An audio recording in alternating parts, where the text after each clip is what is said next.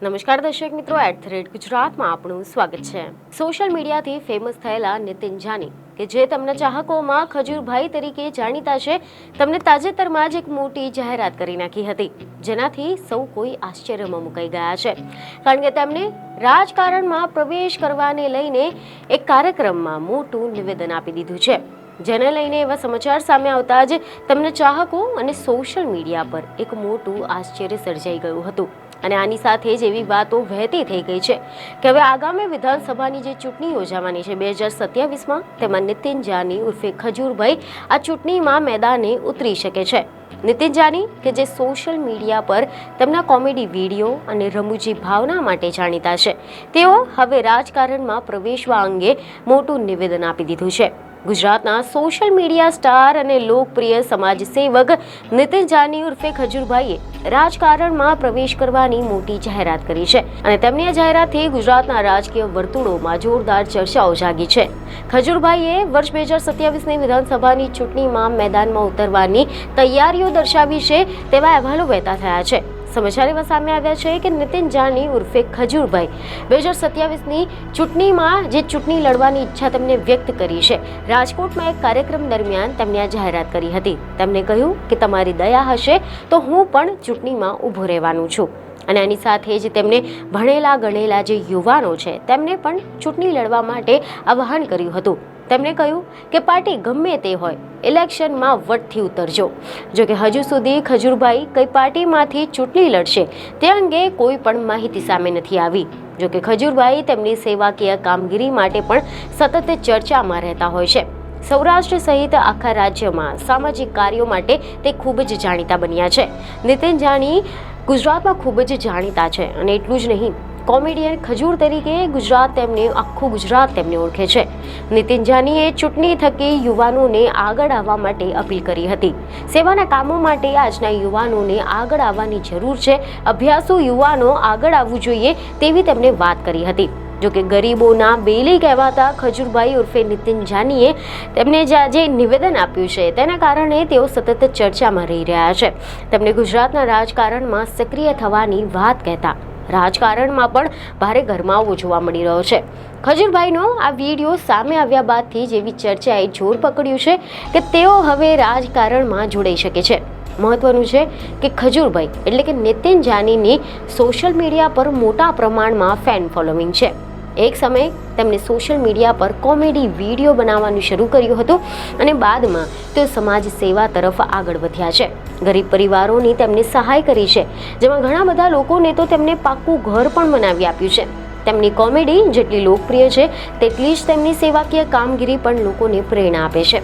જો કે તેમની આ સક્રિય સેવાકીય ભૂમિકા બાદ હવે રાજકારણમાં જંપ લાવવાની જે જાહેરાત કરી છે, જે તેમને ઈચ્છા વ્યક્ત કરી છે, તેના કારણે ગુજરાતના રાજકીય વર્તુળોમાં ફરી એકવાર ચર્ચાઓ શરૂ થઈ ગઈ છે। જો કે હજુ સુધી ખજૂરભાઈ કઈ પાર્ટીમાંથી ચૂંટણી લડશે તે અંગે કોઈ માહિતી નથી સામે આવી, પરંતુ હા, કેટલાક મીડિયા સાથેની વાતચીતમાં તેમણે એવું નિવેદન આપ્યું હતું કે ગુજરાતની જનતાની ઈચ્છા હશે તો હું 2027ની ચૂંટણી જરૂરથી લડીશ।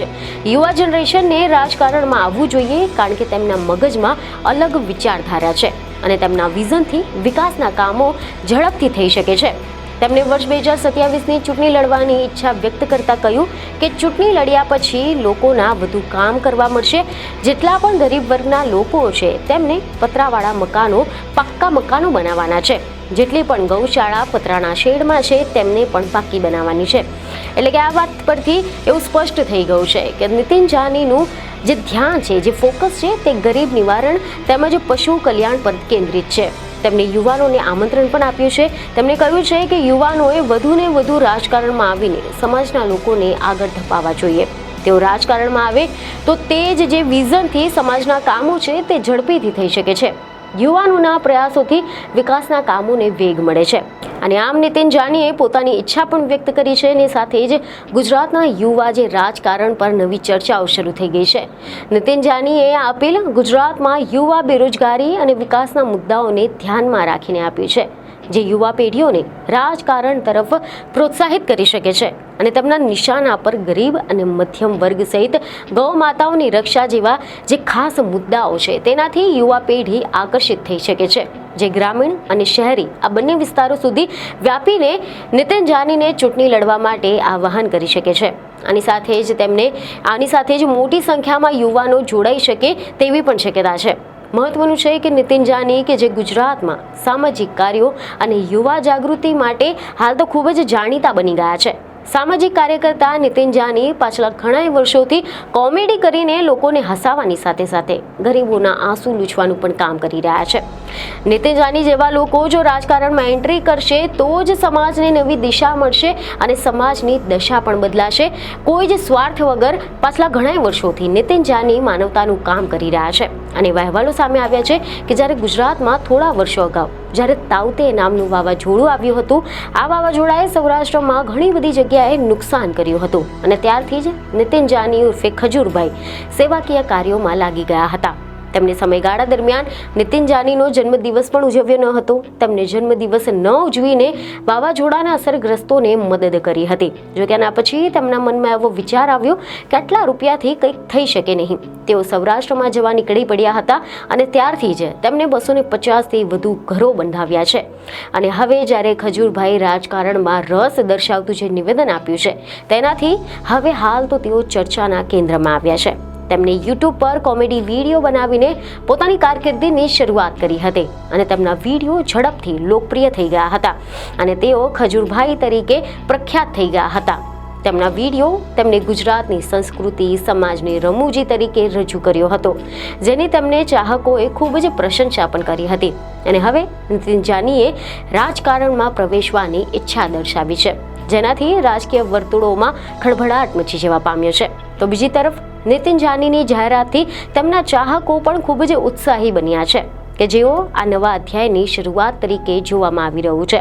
ત્યારે જોવાનું રહ્યું કે શું ખરેખરમાં નીતિન જાની રાજકારણમાં પ્રવેશ કરશે અને કરશે તો કઈ પાર્ટીમાં જોડાશે અને કેટલા સફળ થાય છે. તેઓ તેમના ચાહકોની અપેક્ષાઓ પર કેવી રીતે ખરા ઉતરે છે તે જોવું રસપ્રદ રહેશે. પરંતુ હવે આ વિષય પર તમારું શું કહેવું છે? શું નીતિન જાનીએ રાજકારણમાં જવું જોઈએ અને જો હા તો કઈ પાર્ટીમાં જોડાવવું જોઈએ? આ અંગે તમારો જવાબ અમને કોમેન્ટમાં જરૂરથી જણાવો. બીજને ખબરો સાથે ફરી મળીશું. ધન્યવાદ.